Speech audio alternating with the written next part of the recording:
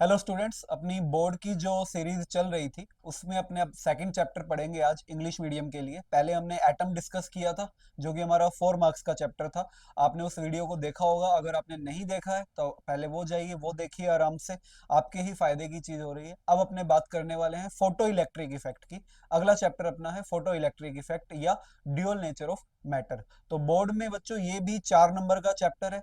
छोटा चैप्टर है, अच्छा चैप्टर है, और ये भी एक स्कोरिंग चैप्टर है। तो शुरू करते हैं अपने चैप्टर। देखिए, चैप्टर का नाम है ड्यूल नेचर ऑफ मैटर। ये अपना 4 मार्क्स का चैप्टर है। जैसे अपना एटम चैप्टर 4 मार्क्स का था, वैसे ये भी 4 मार्क्स का है। तो इसमें भी कुछ अच्छे अच्छे क्वेश्चंस मैंने कंसिडर किए हैं, तो अपने वन बाय वन वो क्वेश्चन डिस्कस करेंगे। तो शुरू कर रहे हैं। पहला क्वेश्चन अपना है, डिफाइन थ्रेशोल्ड फ्रीक्वेंसी। देखो, ये आप लोगों ने 11th क्लास में केमिस्ट्री में भी पढ़ा होगा। थ्रेशोल्ड फ्रीक्वेंसी क्या है? पहले तो मैं एक बात करता हूँ। हमारे पास बच्चों एक मेटल सरफेस है। इस मेटल सरफेस पे हम क्या करते हैं, लाइट का इंसिडेंस करवाते हैं। लाइट का आती है, फोटॉन्स आते हैं, जिसको अपन बोलते हैं फोटॉन्स आते हैं, लाइट आती है। और जैसे जैसे फोटोन इंसिडेंट होते हैं वैसे वैसे मेटल के सरफेस से इलेक्ट्रॉन्स एमिट होते हैं। ठीक है, इस फिनोमिना को अपने फोटो इलेक्ट्रिक इफेक्ट बोलते हैं। अब प्रॉब्लम क्या है, क्या हम कोई भी लाइट डालेंगे तो इलेक्ट्रॉन निकलेंगे? जरूरी नहीं है। तो इसके लिए क्या किया गया, एक फिक्स फ्रीक्वेंसी की जरूरत पड़ती है। अगर आपके लाइट की फ्रीक्वेंसी उस फ्रीक्वेंसी से ज्यादा है, तभी आपको क्या मिलेगा, एमिशन ऑफ इलेक्ट्रॉन मिलेगा, अदरवाइज नहीं मिलेगा। और वो जो फ्रीक्वेंसी, जो मिनिमम फ्रीक्वेंसी चाहिए एमिशन करवाने के लिए बच्चों, उसी को ही क्या कहते हैं, थ्रेशोल्ड फ्रीक्वेंसी। तो मुझे अगर थ्रेशोल्ड फ्रीक्वेंसी को डिफाइन करना है तो मैं कैसे करूंगा? मैं बोलूंगा the minimum value of the minimum value of frequency of incident light, minimum value of frequency of incident light above which the phenomena of photoelectric effect takes place।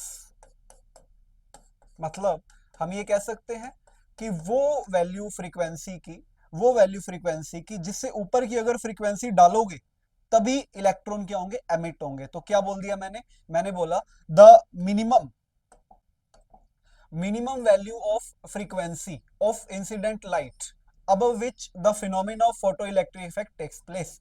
तो फ्रीक्वेंसी की वो वैल्यू जिसके ऊपर फोटो इलेक्ट्रिक इफेक्ट होता है क्या कहलाती है, थ्रेशोल्ड फ्रीक्वेंसी। इसको अपने न्यू नोट से रिप्रेजेंट करते हैं। तो अगर आपकी इंसिडेंट लाइट की फ्रीक्वेंसी न्यू है तो उसको न्यू नोट से क्या होना पड़ेगा, हमेशा ज्यादा होना पड़ेगा। ये फोटो इलेक्ट्रिक इफेक्ट की कंडीशन है। तो आपको समझ आया होगा, आराम से आप इसका स्क्रीनशॉट लो, समझो इसको अच्छी तरह से, कोई प्रॉब्लम नहीं है। आगे बढ़ते हैं। अगला है डिफाइन वर्क फंक्शन। अगली डेफिनेशन है वर्क फंक्शन। देखिए, बिल्कुल इससे कनेक्टेड है। जब मैंने बोला ना मिनिमम वैल्यू ऑफ फ्रीक्वेंसी, अगर मैं फ्रीक्वेंसी की जगह एनर्जी कर दूं, minimum value of energy, the minimum value of energy, minimum value of energy which is required by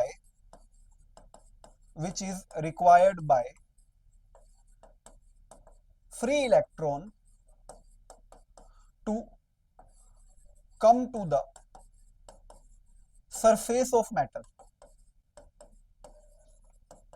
ठीक है, यहां पे बात हुई है वो एनर्जी की वैल्यू, मिनिमम वैल्यू एनर्जी जो किसी भी इलेक्ट्रॉन को चाहिए, जिसे पाकर वो कहां आ जाए, मेटल की सरफेस पे आ जाए। बहुत अच्छे, वापस सुनिए।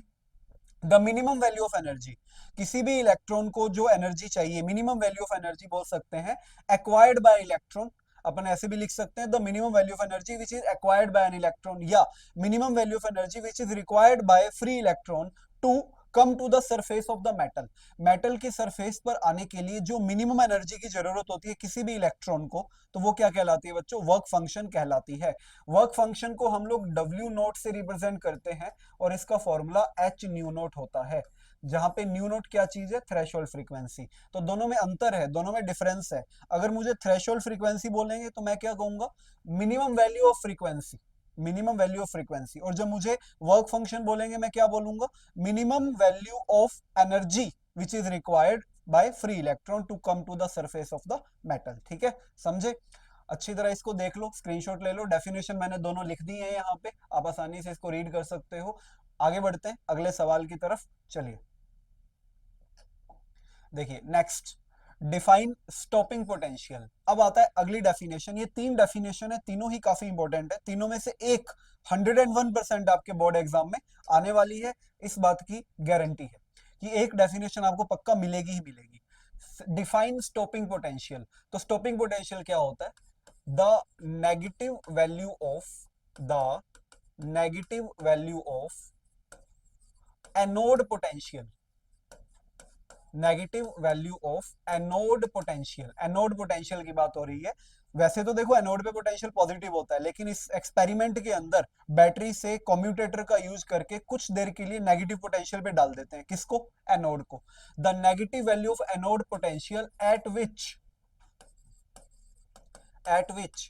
Photo electric current becomes zero. तो हम बात कर रहे हैं स्टॉपिंग पोटेंशियल की, तो negative value of anode potential, anode potential की वो वैल्यू, वो नेगेटिव वैल्यू जहां पे फोटो इलेक्ट्रिक करंट जीरो हो जाती है, या मैं कह दूं कि एमिशन रुक जाता है फोटो इलेक्ट्रॉन्स का, वो क्या कहलाता है? Stopping potential. इसलिए इसको स्टॉपिंग पोटेंशियल कहते हैं। स्टॉपिंग का मतलब रुक जाना। तो बेसिकली अगर फोटो इलेक्ट्रिक करंट जीरो हो जाएगी, उसका फ्लो अगर बंद हो जाएगा, तो वो तो रुक गई। इसलिए इस पोटेंशियल को क्या कहते हैं? Stopping potential. यहाँ पे जो काम की चीज है वो ये है कि negative value of anode potential, ठीक है, eight which the photo electric current becomes zero. इसको अपने वीएस से डिनोट करते हैं। इससे रिलेटेड काइनेटिक एनर्जी बच्चों लिखी जाती है K max equal to eVs. ये अपना काइनेटिक एनर्जी का फॉर्मूला इसमें यूज होता है, ईवीएस का। डन। अगला सवाल देखिए। नेक्स्ट एक फैक्चुअल डेटा बेस्ड क्वेश्चन है, जो आपको याद होगा तो आपके मार्क्स मिलेंगे, नहीं याद होगा तो नहीं मिलेंगे। इसमें आप कुछ बना के नहीं लिख सकते अपनी तरफ से। क्वेश्चन क्या है? Which metal has maximum minimum work function. उस मेटल का नाम लिखो जिसका वर्क फंक्शन मैक्सिमम है, उस मेटल का नाम लिखो जिसका वर्क फंक्शन मिनिमम है। तो देखो मैक्सिमम वर्क फंक्शन बच्चों होता है प्लैटिनम का। कितना होता है? 5.65 ईवी। और बच्चों मिनिमम वर्क फंक्शन होता है सीजीएम का। कितना होता है? 2.14 ईवी। ये एक ऐसा क्वेश्चन है जो आपसे जेई और नीट के अंदर भी स्टेटमेंट में डायरेक्टली पूछा जा सकता है। बोर्ड्स में तो है ही, लेकिन जेई और नीट के अंदर भी इसके ऊपर आपसे क्वेश्चन कर सकते हैं। तो याद रखने वाली चीज है, कोई खतरनाक चीज है नहीं। प्लेटिनम का कितना? 5.65 और सीजीएम का कितना? 2.14। डन। इसका आप स्क्रीनशॉट लो और हम आगे बढ़ते हैं, नेक्स्ट क्वेश्चन की तरफ अपने चलते हैं, देखेंगे। Name photo sensitive materials used for visible light, name photo sensitive materials used for UV light. फिर से एक फैक्ट बेस्ड क्वेश्चन है। ये ऐसे क्वेश्चन जेई नीट के अंदर आपका स्कोर काफी अच्छा ले जाते हैं, बोर्ड के अंदर तो आपको बेनिफिशियल होंगे ही। कह रहे हैं उन मेटल्स का नाम लिखिए जो विजिबल लाइट के लिए फोटो इलेक्ट्रिक इफेक्ट दिखाते हैं। तो बच्चों विजिबल लाइट के लिए फोटो इलेक्ट्रिक इफेक्ट कौन दिखाता है? इसके लिए दिखाते हैं लिथियम, सोडियम, पोटेशियम, रुबिडियम और सीजियम। ये 5 मटेरियल जो हैं, लिथियम, सोडियम, पोटेशियम, रुबिडियम और सीजियम, ये क्या करते हैं? विजिबल लाइट के लिए ही फोटो इलेक्ट्रिक इफेक्ट दिखाते हैं। अगला सवाल हमारा क्या है? Photo sensitive metal used for UV light. ऐसे मटेरियल जो यूवी लाइट के लिए दिखाते हैं। पहले अपने विजिबल लाइट की बात कर ले। Lithium, sodium, potassium, rubidium, caesium. UV light के लिए बच्चों कौन से याद रखने हैं? जिंक, कैडमियम और मैग्नीशियम। ये जिंक, कैडमियम और मैग्नीशियम, ये तीनों यूवी लाइट के लिए क्या दिखाते हैं? फोटो इलेक्ट्रिक इफेक्ट दिखाते हैं, फोटो सेंसिटिव होते हैं इस लाइट के लिए। डन। दो फैक्चुअल बेस्ड क्वेश्चन थे, फैक्ट बेस्ड से आगे बढ़ते हैं, स्क्रीनशॉट लो, आगे बढ़ोगे।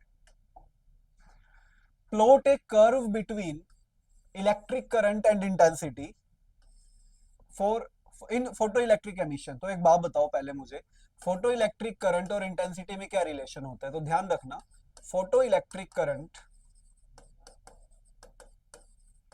बच्चों प्रोपोर्शनल होती है इंटेंसिटी के। फोटो इलेक्ट्रिक करंट इंटेंसिटी के क्या होती है, प्रोपोर्शनल होती है। ठीक है, अब ये प्रोपोर्शनल है तो प्रोपोर्शनैलिटी का ग्राफ देखो अपने को पता है कैसा बनता है। प्रोपोर्शनैलिटी का ग्राफ अगर अपने को बनाना है बेसिकली तो वो कुछ ऐसा बनता है। प्रोपोर्शनैलिटी के ग्राफ में अगर अपने चले तो स्ट्रेट लाइन के साथ इस तरह से, ठीक है, output X axis Y axis, इस एक्सिस पे मैंने कंसीडर कर लिया, मान लो photo electric current, photo electric current इस एक्सिस पे। अभी इसमें पूरा लिखना पड़ेगा, क्यों? क्योंकि दोनों को आई से डिनोट करते हैं, ये भी आई होता है ये भी आई होता है, तो पता नहीं लगेगा किसका क्या है, तो नाम लिख दिया। इधर लिखेंगे इंटेंसिटी, तो ग्राफ कैसा आएगा, स्ट्रेट लाइन ग्राफ आएगा, क्योंकि ये क्या है, प्रोपोर्शनल। तो ध्यान रखना सिंपल सा छोटा सा ग्राफ है, क्या फोटो इलेक्ट्रिक करंट और इंटेंसिटी के बीच में जो ग्राफ बनता है कैसा बनता है, स्ट्रेट लाइन बनता है। क्यों बनता है? क्योंकि photo electric current is directly proportional to the intensity. Done, आगे बढ़ते हैं। आगे भी एक ग्राफ है, plot a curve between voltage and current for photo electric effect at constant frequency variable intensity. ये देखना यहाँ कंफ्यूजन होती है, ये चीज इंपॉर्टेंट है। कांस्टेंट फ्रीक्वेंसी, ठीक है, और फ्रीक्वेंसी को क्या कर रहे हैं, वेरिएबल कर रहे हैं। Constant frequency variable intensity. ऐसी एक सवाल और बनता है, कांस्टेंट इंटेंसिटी वेरिएबल फ्रीक्वेंसी, वो मैंने आगे कंसीडर किया, आपको दिखाऊंगा। तो ध्यान रखना कैसे बनाते हैं। जब अपने को बोला गया, पहली बात तो ग्राफ किस किस के बीच में है, ये क्लैरिटी होनी चाहिए अपने को। ये ग्राफ है वी और आई के बीच में, वोल्टेज और करंट के बीच में।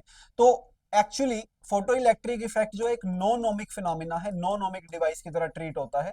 मतलब वी और आई के बीच का ग्राफ क्या नहीं आएगा, नोनोमिक में लीनियर नहीं आएगा, नॉन लीनियर आएगा। अब कैसा आएगा ये देखना चाह रहे हैं। इस एक्सिस पे आई कंसीडर करेंगे, इस एक्सिस पे वी कंसीडर करेंगे। इस पॉइंट को अपने माइनस वी नोट यानी स्टॉपिंग पोटेंशियल का पॉइंट बोलते हैं। ये जो आप पॉइंट देख रहे हो इसको माइनस वी नोट यानी स्टॉपिंग पोटेंशियल का पॉइंट बोलते हैं। इस पॉइंट की बात कर रहा हूं मैं, यहाँ पे इसकी बात कर रहा हूं, ये माइनस वी नोट, ठीक है। करंट इधर। अब इसका ग्राफ ऑलमोस्ट कुछ ऐसा आप बनाते हैं इस तरह से। प्रैक्टिकल ग्राफ है, शेप आपकी थोड़ी बहुत चल जाती है ऊपर नीचे इसमें, क्योंकि कोई मैथमेटिकल आउटपुट नहीं है, प्रैक्टिकल ग्राफ है।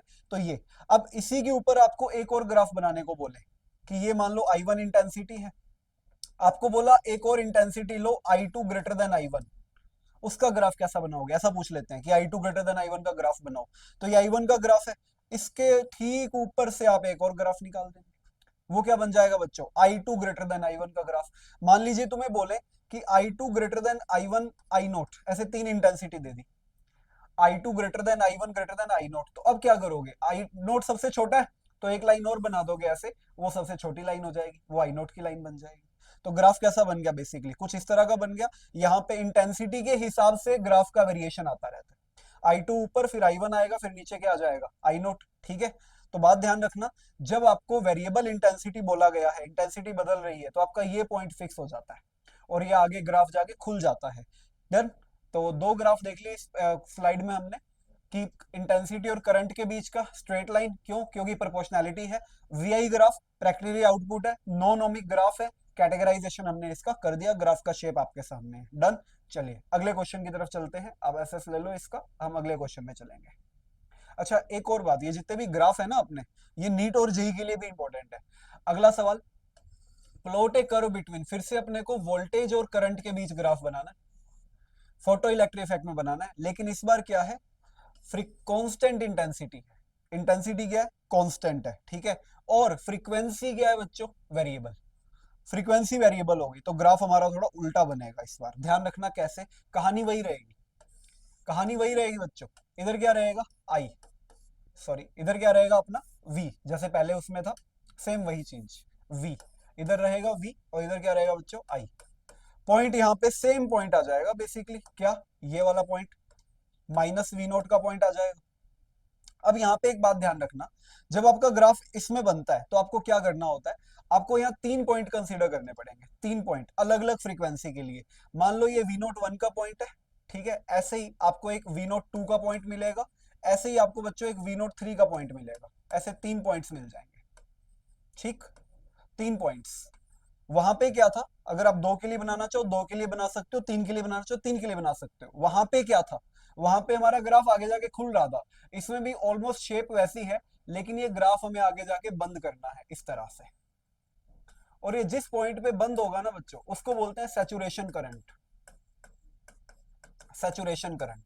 तो इसका जो शेप है तुम्हारे सामने है, कैसा है, -V01 -V02 माइनस, तो दोनों में अंतर ध्यान रख लो। अगर फ्रीक्वेंसी अलग अलग है तो आपका ग्राफ कुछ ऐसा बनेगा, नीचे से खुलेगा ऊपर से बंद हो जाएगा। याद रखने का तरीका, फ्रीक्वेंसी अलग अलग है तो नीचे से खुलेगा ऊपर से बंद हो जाएगा, और अगर इंटेंसिटी अलग अलग है तो नीचे से क्या होगा, बंद होगा, और ऊपर से ग्राफ क्या होगा आपका, खुल जाएगा। ठीक है, तो दोनों इंपॉर्टेंट है, दोनों में से आपको एक पक्का मिलने के चांसेस है। आगे देखिए, अगला सवाल है स्टेट डी ब्रोगलीज हाइपोथेसिस। ये आपके 11th क्लास में केमिस्ट्री में भी था, अभी फिजिक्स में भी है। होती क्या है डी ब्रोगली हाइपोथेसिस, देखते हैं। डी ब्रोगली हाइपोथेसिस क्या कहती है कि there is always a wave associated with moving particle. मतलब अगर कोई पार्टिकल मूव कर रहा है, जैसे मान लो इलेक्ट्रॉन भाग रहा है, प्रोटॉन भाग रहा है, ड्यूट्रॉन भाग रहा है, अल्फा भाग रहा है, कोई पार्टिकल अगर मूव कर रहा है तो उसके साथ हमेशा क्या होती है, एक वेव जुड़ी होती है हमेशा। मतलब वो चलेगा तो वेव निकलेगी, ये मतलब है। उस वेव को बच्चों कौन सी वेव कहते हैं, बता सकते हो? बता सकते हो तो लिखो कमेंट में, क्या कहते हैं उस वेव को? उस वेव को बच्चों कहते हैं मैटर वेव। उसको बोलते हैं अपने मैटर वेव। क्या बोलते हैं, मैटर वेव। तो डी ब्रोगलीज हाइपोथेसिस क्या है, there is always a wave associated with moving particle. इसी के से रिलेट आता है डी ब्रोगलीज वेवलेंथ का फॉर्मूला, जो आप लोगों को आता है। क्या होता है बच्चों, lambda is equal to H upon M v. ये इसमें जो लैम्डा है बच्चों वो वेव नेचर बताता है, और जो एम वी है मोमेंटम बच्चों, वो पार्टिकल नेचर बताता है, particle nature.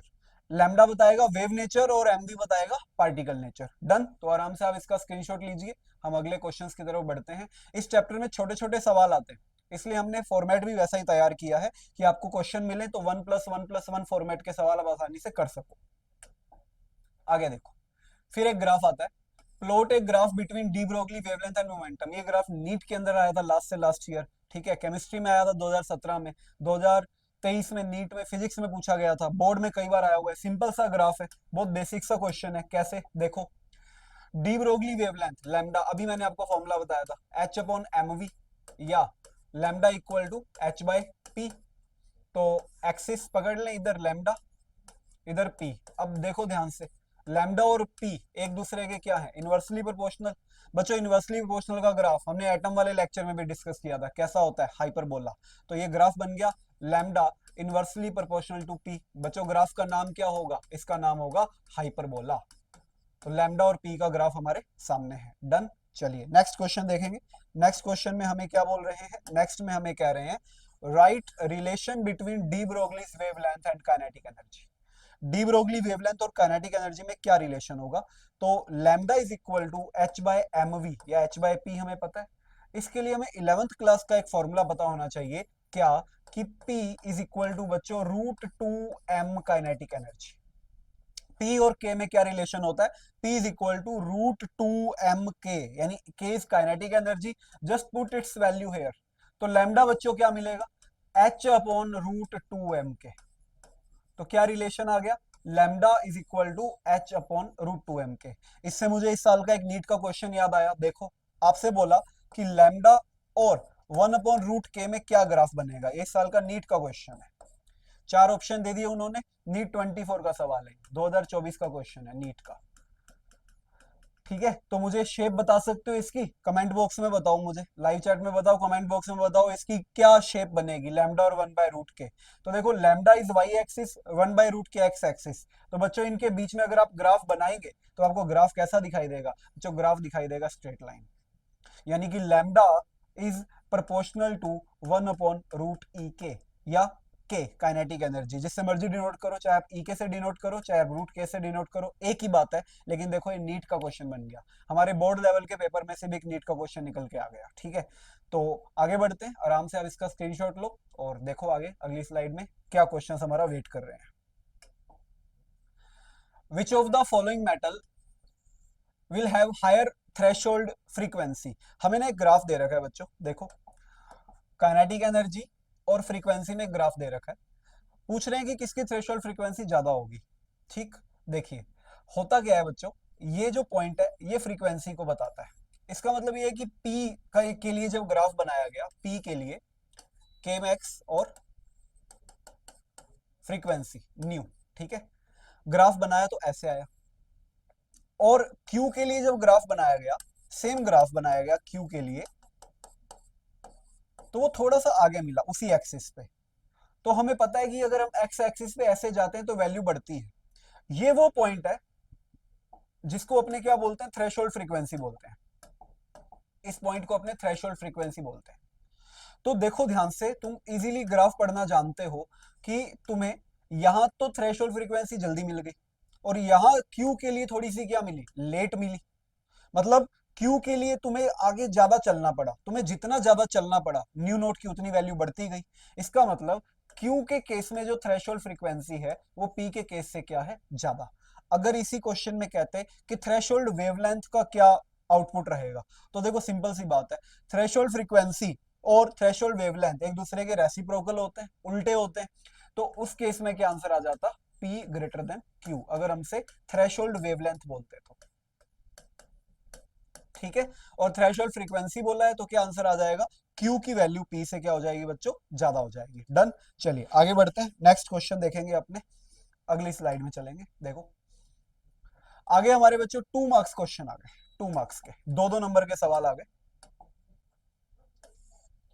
Right Lenard's laws of photo electric effect. चलो देखो सॉल्यूशन देखो इसका, right Lenard's laws of photo electric effect. Lenard ने जो 4 लॉज दिए थे, दैट्स आर इंपॉर्टेंट। पहला लॉ तो बच्चों क्या है, पहला लॉ ना थ्रेशोल्ड फ्रीक्वेंसी की डेफिनेशन ही है, जो मैंने स्लाइड की स्टार्टिंग में रखा था, आज के लेक्चर की स्टार्टिंग में।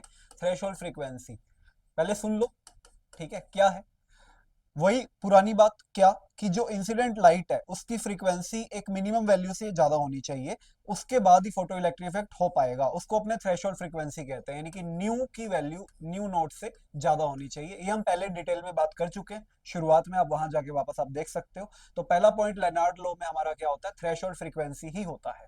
सेकंड पॉइंट बच्चों, that is important, second point ये है लेनार्ड के अकॉर्डिंग कि जो फोटो इलेक्ट्रिक इफेक्ट में इलेक्ट्रॉन की जो मैक्सिमम काइनेटिक एनर्जी होती है, क्या बच्चों, के max, kinetic energy, maximum kinetic energy जो होती है, या बच्चों इसी से रिलेटेड होता है स्टॉपिंग पोटेंशियल, ये इंटेंसिटी पर डिपेंड नहीं करते, do not depend upon intensity. Intensity पर ये डिपेंड नहीं करते, इंटेंसिटी से इंडिपेंडेंट होते हैं। किस पे डिपेंड करते हैं बता सकते हो, कमेंट करके बताओ किस पे डिपेंड करते हैं। बिल्कुल फ्रीक्वेंसी पे डिपेंड करते हैं। के मैक्स और वी एस इंटेंसिटी पे डिपेंड नहीं करते हैं, फ्रीक्वेंसी पे डिपेंड करते हैं। ये सेकंड लॉ है। थर्ड लॉ बच्चों, थर्ड जो लॉ दिया लेनार्ड ने वो क्या था, वो हम पहले आज पढ़ चुके हैं। क्या कहते हैं, जो फोटो इलेक्ट्रिक करंट होती है आई, वो इंटेंसिटी के डायरेक्ट प्रोपोर्शनल होती है। ये हम बात कर चुके हैं इसके बारे में भी, कि जो करंट होती है वो इंटेंसिटी के डायरेक्टली प्रोपोर्शनल होती है। हमने ग्राफ भी बनाया था, थोड़ी देर पहले हमने ग्राफ बनाया था, याद होगा आपको, ऐसा एक ग्राफ बनाया था इसके लिए। फोर्थ पॉइंट क्या है बच्चों, फोर्थ पॉइंट ये है कि ये जो प्रोसेस है, फोटो इलेक्ट्रिक इफेक्ट का जो प्रोसेस है वो एक इंस्टेंट प्रोसेस है। मतलब फोटोन आया और इलेक्ट्रॉन गया, फोटोन आया, इलेक्ट्रॉन गया, इंस्टेंट प्रोसेस। इंस्टेंट कितना टाइम लगता है, नैनो सेकंड से भी कम टाइम लगता है, 10⁻⁻⁹ सेकंड से भी कम टाइम लगता है इस प्रोसेस को होने में। कहने का मतलब फोटोन का आना और इलेक्ट्रॉन का जाना एक इंस्टेंट प्रोसेस है। तो क्या 4 पॉइंट हुए लेनार्ड के। पहला पॉइंट क्या, कि अगर आप फोटो इलेक्ट्रिक इफेक्ट की फिनोमिना को ऑब्जर्व करना चाहते हो तो इंसिडेंट लाइट की फ्रीक्वेंसी थ्रेशोल्ड फ्रीक्वेंसी से ज्यादा होनी चाहिए। दूसरा, काइनेटिक एनर्जी और वीएस इंटेंसिटी पे डिपेंड नहीं करते हैं, किस पे करते हैं, फ्रीक्वेंसी पे करते हैं। तीसरा पॉइंट, जो करंट है वो इंटेंसिटी की क्या होती है, डायरेक्टली प्रोपोर्शनल होती है। चौथा पॉइंट, फोटोन का आना और इलेक्ट्रॉन का एमिट हो जाना एक इंस्टेंट प्रोसेस है, लेस देन नैनो सेकंड्स में टाइम लगता है, 10⁻⁻⁹ सेकंड्स में टाइम लगता है, ठीक है, उससे भी कम समय लगता है। तो ये चार बातें, इनको कंबाइंडली हम बोलते हैं Lenard's laws of photo electric effect. ठीक, चलिए अगले क्वेश्चन की तरफ चलते हैं। नेक्स्ट क्वेश्चन आप देख रहे हो कि why wave theory was a failure in the explanation of photoelectric effect। Wave theory photo electric effect को एक्सप्लेन क्यों नहीं कर पाई। जो ऊपर हमने 4 बातें करी है ना लेनार्ड के बारे में, उन्हीं से ही 3 बातें निकल के आएंगी। पहली बात क्या है? पहली बात ये है, लेनार्ड या फोटो इलेक्ट्रिक इफेक्ट के एक्सपेरिमेंट्स कहते हैं कि न्यू की वैल्यू न्यू नॉट से ज्यादा होनी चाहिए, मतलब इंसिडेंट फ्रीक्वेंसी थ्रेशोल्ड से ज्यादा होनी चाहिए according to Lenard, according to experiments, according to experiments. But जब वेव थ्योरी से किया गया ना इसको, तो वेव थ्योरी कहती है किसी भी फ्रीक्वेंसी की लाइट ले आओ फोटो इलेक्ट्रिक इफेक्ट हो जाएगा। ये तो गलत बात है, इसलिए फेलियर हो गया। क्या कहते हैं कि light will photon electron will emit, photo electron will emit at any incident frequency, photo electron will emit at any incident frequency, that is the first point. मैं इसको आपको अगली स्लाइड में डिटेल में लिख के बताता हूं। क्या देखो,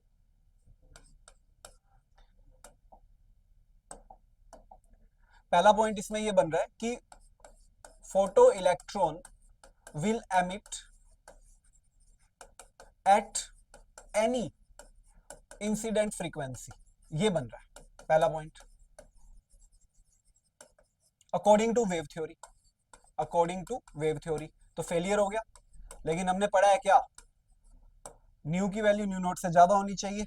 दूसरा पॉइंट क्या बनेगा बच्चों इसका, जो हमने लेनार्ड लॉ में पढ़ा। देखो, हमने लेनार्ड लॉ में पढ़ा था कि जो के मैक्स है, के मैक्स जो है वो इंटेंसिटी पे डिपेंड नहीं करता लेनार्ड लॉ में। लेकिन अपना वेव थ्योरी क्या कहता है, वेव थ्योरी के एक्सपेरिमेंट बताते हैं कि जो के मैक्स है, K max that depends upon intensity. लो, ये तो गड़बड़ हो गई, डिपेंड्स अपॉन इंटेंसिटी, इसलिए wave theory was a failure. अगली बात, अगली बात क्या है, तीसरा पॉइंट ये है, अभी हमने बात करी थी कि जो प्रोसेस है, जो प्रोसेस है वो एक इंस्टेंट प्रोसेस है। लेकिन वेव थ्योरी कहता है नहीं, there will be time lag, there will be time lag, time lag between incident of photon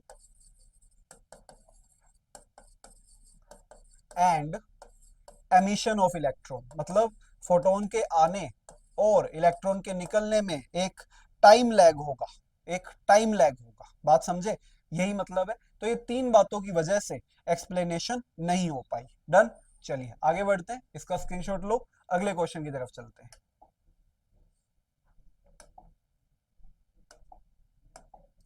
अगला क्वेश्चन क्या है हमारा, नेक्स्ट क्वेश्चन हमारा आ रहा है, prove Bohr's second postulate with the help of de Broglie hypothesis.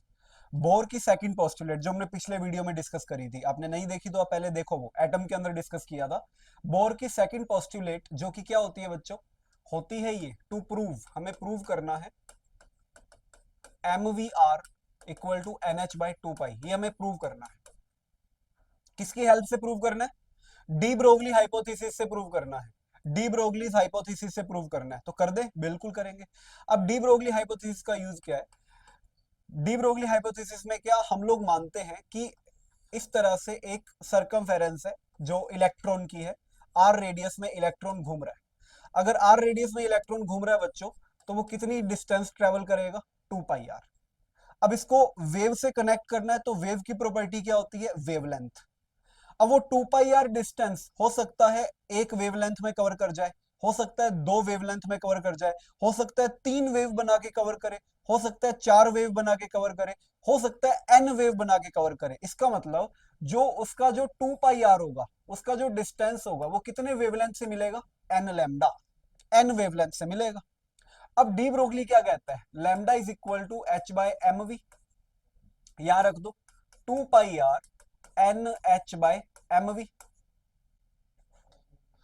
अपने को 2 पाई आर घूमना है, 2 पाई आर घूमने के लिए हो सकता है इलेक्ट्रॉन एक वेव छोड़े, हो सकता है 2 वेव छोड़े, 3 4 5 एन वेव छोड़े। इसका मतलब 2 पाई आर जो होगा किसके इक्वल होगा, एन लैम्डा के। और डी ब्रोगली कहता है लैम्डा जो होता है ना वो एच अपॉन एम वी होता है।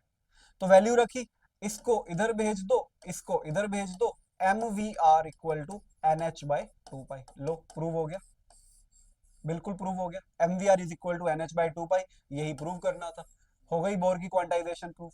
अच्छा, अब इसके अंदर तुम्हें बोले एक डायग्राम बनाओ जिसके अंदर इलेक्ट्रॉन ने 3 वेव निकाली है। तो बच्चों डायग्राम कैसे बनेगा, देखना ये इंपॉर्टेंट है।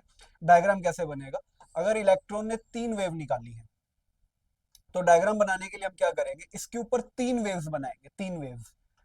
ये आपकी पहली वेव, ये आपकी दूसरी वेव, और ये आपकी बच्चों तीसरी वेव। इस तरह से ये एक लैम्डा, ये दो लैम्डा, और ये तीन लैम्डा। हो गए तीन लैम्डा। इसकी इक्वेशन क्या बनेगी, 2πr इक्वल टू 3 लैम्डा। ये इक्वेशन बन जाएगी। तो अगर बोले कि 2πr इक्वल टू 5 लैम्डा बनाओ, तो आप इस सर्कल पे 5 वेवलेंथ बना देना। ठीक है, इस तरह से आपको आउटपुट मिल जाएगा। तो ये हमने बोर की सेकंड पोस्टुलेट को प्रूव किया, किसकी हेल्प से, डी ब्रोगलीज हाइपोथेसिस की हेल्प से। डन। चलिए next, right four possible forms of Einstein equation. Einstein की जो फोटो इलेक्ट्रिक इक्वेशन है उसकी चार पॉसिबल फॉर्म। पहली जनरल फॉर्म जो हमें पता है वो है एच न्यू इक्वल टू के मैक्स प्लस डब्ल्यू नोट। अब इसमें रिप्लेसमेंट करते हैं, चलो न्यू को सी बाय लैम्डा लिख दो, के मैक्स पड़ा रहने दो, डब्ल्यू नोट को तुम एच न्यू नोट लिख दो। और चेंज ला सकते हो, बिल्कुल ला सकते हो। तुम एच न्यू को एच न्यू रहने दो, के मैक्स को ईवी नोट रख दो, के मैक्स को आप ईवी नोट रख दो वहां पे। H nu equal to EV naught plus यहां पे आप रख दो एच न्यू नोट। ये बन जाएगी एक फॉर्म, एक ये बन जाएगी, एक ये बन जाएगी। और मुझे लिखनी है, जितनी मर्जी लिखते चलो, क्या प्रॉब्लम है। के मैक्स की जगह हाफ एम वी स्क्वायर लिख दो, half M V max square plus W naught, ये लिख दो, ये बन जाएगा। समझे बात। तो इस तरह से हमारी चार फॉर्म आ गई, किसकी, आइंस्टीन की फोटो इलेक्ट्रिक इक्वेशन की। डन। इसका स्क्रीनशॉट लो। दो अच्छे अच्छे सवाल थे, हमने डिस्कस किए। आगे बढ़ते हैं। नेक्स्ट, न्यूमेरिकल शुरू हो गए बच्चों। न्यूमेरिकल्स आ गए हैं फिर से। न्यूमेरिकल्स देखते हैं। Power of a source is 100 milliwatt. सब कुछ दिया है, कह रहे हैं कि नंबर ऑफ फोटोन बताइए। तो देखो क्या करना है इसके अंदर। पावर ऑफ ए सोर्स, पहले तो बच्चों कन्वर्ट करते हैं। पावर 100 मिलीवाट है, 100 इंटू 10 की पावर -3, यानी कि 10 की पावर -1 वाट। पहला काम खत्म। Wavelength lambda 240 nanometre. मैं इससे एनर्जी निकालता हूं बच्चों। एनर्जी का फॉर्मूला याद है, 1240 अपॉन 240 नैनोमीटर। एनर्जी किस में आएगी, ईवी में आएगी। वेवलेंथ को हम नैनोमीटर में लिख दें और 1240 का यूज कर लें, तो कैंसिल करें, 0 0। ठीक है, 2 पे कैंसिल कर दो 12, 2 पे कैंसिल कर दो आप, इसको क्या मिल जाएगा 62, और 2 पे कैंसिल कर दो 6, 2 पे कर दो 31। तो एक इतना ही छोड़ देते हैं, 31/6 ईवी। ईवी को जूल में बदल दो। जूल में कैसे बदलते हैं, याद करो याद करो, हाँ बिल्कुल, 1.6 माइनस 19, ये जूल में आ गया। तो एनर्जी मिल गई, पावर मिल गई।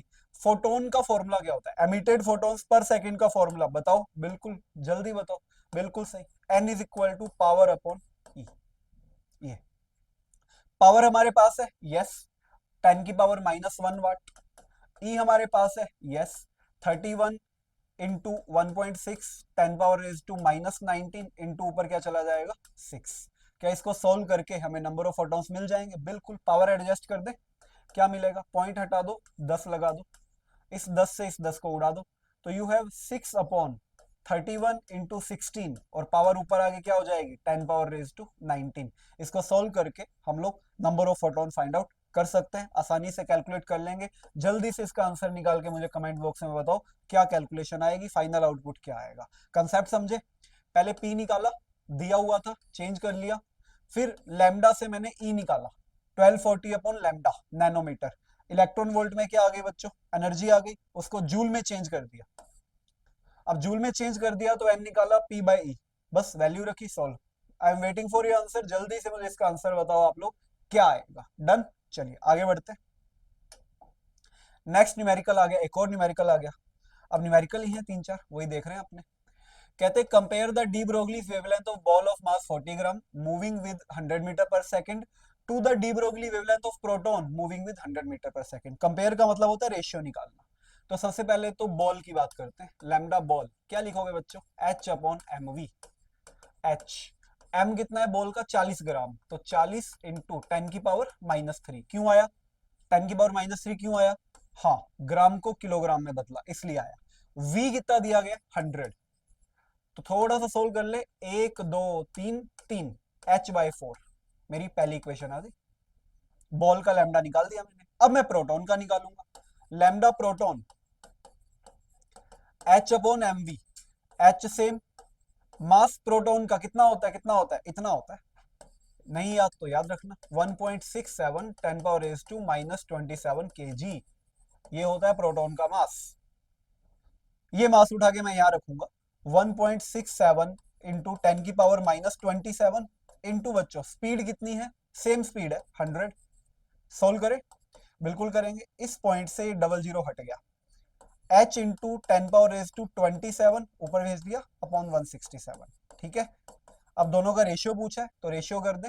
लैम्डा बॉल कंपेयर का मतलब lambda ball upon lambda proton, ratio निकालो, h बाय 4, h इंटू 10 की पावर 27 167, h से h कैंसिल, अप्रोक्सीमेटली आपको ये कितना मिल जाएगा, 40 के आसपास मिल जाएगा रेशियो, क्योंकि 4 इंटू 160 40 अपॉन आएगा। ठीक है, 4 पे अप्रोक्सीमेटली 41 मान लेते हैं, अप्रोक्सीमेटली, और ये माइनस हो जाएगा ऊपर जाके, तो अपने को क्या मिल जाएगा बेसिकली देखो, अप्रोक्सीमेटली हमें मिल जाएगा 41 इंटू 10 की पावर माइनस 27। ठीक है, एग्जैक्ट वैल्यू निकालो और बताओ मुझे कितनी आएगी, 40 पॉइंट समथिंग आएगा ऑब्वियसली। कितना आएगा exact, I am waiting for your comments, क्या आंसर आएगा एग्जैक्ट, तो ये आ जाएगा de Broglie H by M V, formula H by M V पहले बॉल के लिए फिर प्रोटॉन के लिए, मास इसका मुझे याद होना चाहिए, बाकी मुझे दे रखा है। डन, चलिए अगला क्वेश्चन, स्क्रीनशॉट लो इसका, अगले क्वेश्चन की तरफ चलते हैं।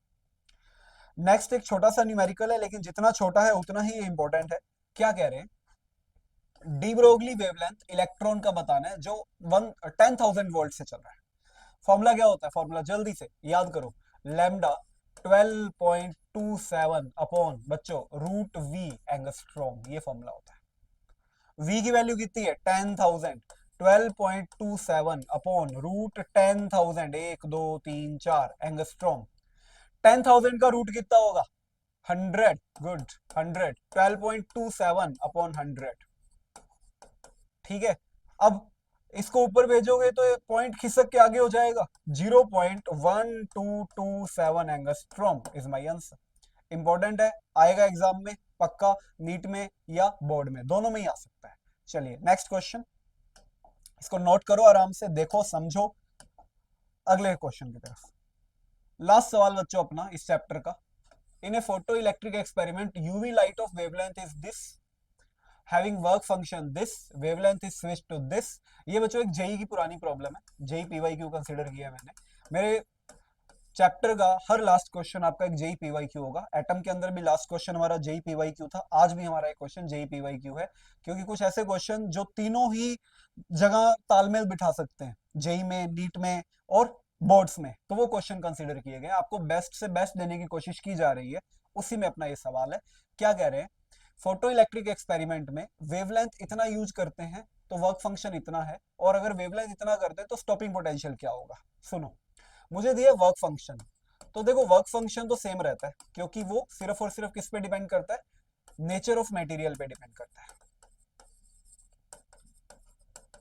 नेचर ऑफ मटेरियल पे डिपेंड करने की वजह से वर्क फंक्शन तो अपना सेम रहने वाला है। अब मैं इक्वेशन लिखता हूं पहले केस में, और लैम्डा इंसिडेंट, तो इक्वेशन बच्चों एच सी बाय लैम्डा के मैक्स प्लस वर्क फंक्शन। अब बिकॉज मुझे स्टॉपिंग पोटेंशियल पूछा है ना, तो मैं के मैक्स को रिप्लेस करूंगा, किससे रिप्लेस करूंगा, मैं रिप्लेस करूंगा इसको ईवी नोट से। ठीक है, तो देखो एच सी, अब लैम्डा मुझे 280 दिया है, मैं लिखूंगा बच्चों 1240 अपॉन 280 ईवी के मैक्स प्लस डब्ल्यू नोट। ठीक है, यहां से अपने काम करते हैं, के मैक्स की जगह ईवी पुट करते हैं, जीरो से जीरो कैंसिल, इसको कैंसिल कर रहा हूं मैं, सोल्व करेंगे, 4 पे कैंसिल करेंगे 7 आएगा, 4 पे कैंसिल करेंगे बच्चों 31 आएगा। थोड़ा सा अगर आप इसको सोल्व करेंगे, 31/7 ईवी इक्वल टू के मैक्स की जगह ईवी नोट, और वर्क फंक्शन बच्चों कितना है 2.5 ईवी। ठीक है, ये ईवी नोट 1 हो गया पहले केस में, केस 1, हम केस 1 के लिए सोल्व कर रहे हैं। ठीक है, जब अपना लैम्डा कितना है 280 नैनोमीटर, उसके लिए सोल्व कर रहे हैं, तो देखो 31/7 करो, अप्रोक्सीमेटली बच्चों 4 पॉइंट कितना बच गया 28 30, 4.4 आ जाएगा। ठीक है, 4.4 आ जाएगा अपने पास, इसको इधर लाएंगे -2.5 ईवी, ईवी नोट 1 सोल्व कर लो, 1.9 वोल्ट आ जाएगा वी नोट 1। ये अपना पहला स्टॉपिंग पोटेंशियल आ गया जब वेवलेंथ कितनी थी 280। आगे बढ़ते हैं, आगे देखेंगे। अब अपने सेकंड के लिए चलते हैं। सेकंड, सेकंड में देखो वेवलेंथ कितनी करने को बोला है, 400 नैनोमीटर। ये 400 नैनोमीटर करने को बोला है अपने को सेकंड में wavelength.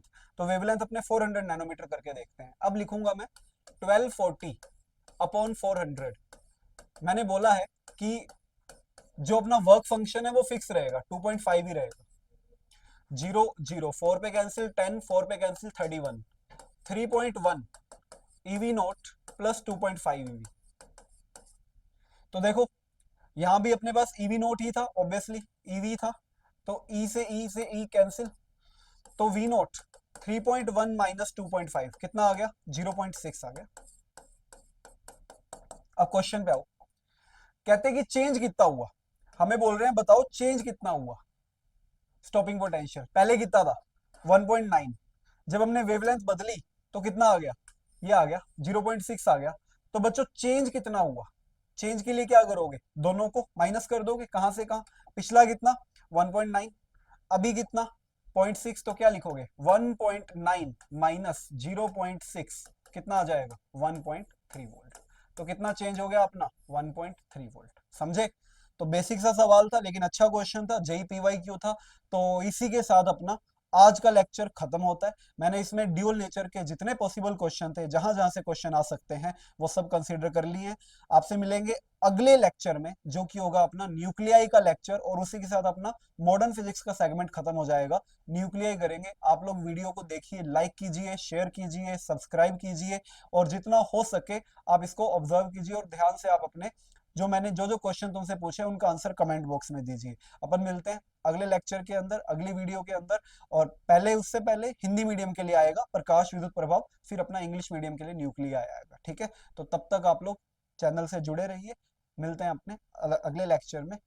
Till then take care, good bye, मिलते हैं अगले लेक्चर में।